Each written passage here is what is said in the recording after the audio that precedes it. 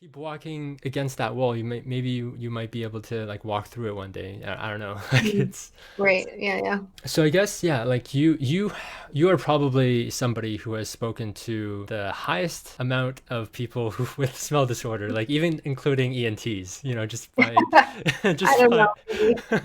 well, certainly like one yeah, you're up there for sure, right? Like having spoken I think you recently just reached 100 episodes, right? On your Yeah, podcast. I Yeah. did. Yeah. So, yeah, like I have to imagine like a lot of ENTs, they probably their patients like anosmia might be a part of it, but it's probably more their ear and throat that they're looking at most of the time. I'm just guessing. Maybe there might be some other issues with nose that doesn't have to do with smell, but like I have to guess that you're definitely somebody that has spoken to one of the most highest number of people with smell disorder. So just curious generally, like after having spoken to so many people with smell disorder, what do you think you've learned after all talking to all these people? Whether it's just on the topic of anosmia or just in general.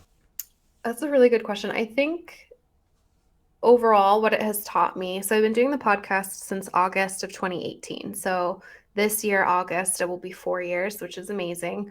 And there are so many more people to speak to. Yeah. So My I've sister gotten, as well. yeah, Yeah. it's on my list. Yeah, I have lots of people on the list to Yeah. reach out to. So there's so many different people who have a smell disorder. And then I've also tried to start becoming more inclusive of obviously if they have like a taste disorder, they kind of go hand in hand, but some people only have taste disorders. But I think that overall, what I've learned is that we're a very ignored population. And a lot of the times it's because people don't speak about it in general. Mm-hmm. So a lot of people who have like visual disabilities, it's visual. You can see it Yeah. and it's a clue. Yeah.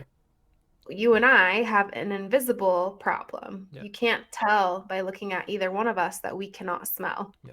And so, unless you or I just choose to disclose to that person that I can't smell and this is how it impacts my life, a lot of people don't know about it. And so, one thing with COVID in particular that has been helpful, COVID is awful, but one thing that has been helpful out of it is the fact that smell and taste disorders can be a thing. Yeah. And I would never wish anyone to experience a smell or taste disorder, but that is one positive thing out of this pandemic Yeah. is that now the word anosmia and parosmia, those words are on people's radars. Yeah. So I think the number one thing that I've learned, honestly, is that we just need to talk about it more, and that we don't speak about it enough. And I think that's why I'm always excited to meet with people and talk to them about smell. Um, I just had a situation where there was like a work party, and one of my coworkers, we did like white elephant gift exchange. And one of my coworkers, I ended up getting a gift that was a candle.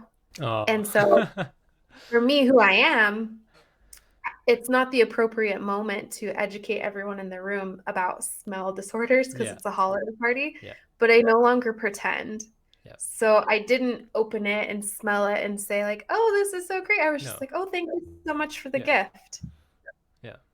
And it was a little awkward because someone else also got a candle and they opened it and smelled it and did the thing Oh. because they can. Yeah. I cannot. So I just like made a point of not pretending. Yeah. So I try to like make a point of not pretending that I can smell stuff when I cannot. And if it's appropriate, to explain that I don't have a sense of smell.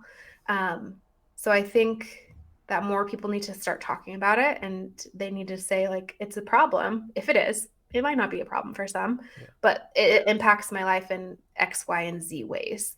And I think as more people, because of COVID, unfortunately, are dealing with this, the importance of how it impacts us on a day to day basis is starting to be realized. So I just think that's the coolest thing that I've learned is that it's important to speak about it. We don't talk about it enough. And over all of the people that I've spoken to, I think that's the overall theme is that a lot of people don't take them very seriously. Mm-hmm. Yeah, and yeah, people who with anosmia, you sort of expect like, oh, when it comes up, because we don't always bring it up, right? Unless yeah, like, unless something happens. Even sometimes, anosmia people might just like not say anything, just to like avoid controversy, right? But even Mhm. when you say something, there's just like there's the top three things that we already know people are gonna say. They're gonna say, "Oh, so you can't smell this, that, or the other," or "Oh, well, Mhm. at least you don't have to smell this, that, or the other," or "Oh, well, at least at least you didn't lose your sense of sight, hearing, or stuff like that." So like yeah, like we it's yeah, it's very common for people to just sort of like downplay it. Mhm. So when I went to my ENT or I mean, this was before the pandemic because, but she wanted me to see a geneticist to see if I might have Kalman syndrome, and I Mm. think I've heard on your podcast that you Yeah. mentioned a couple times. Um, Yeah.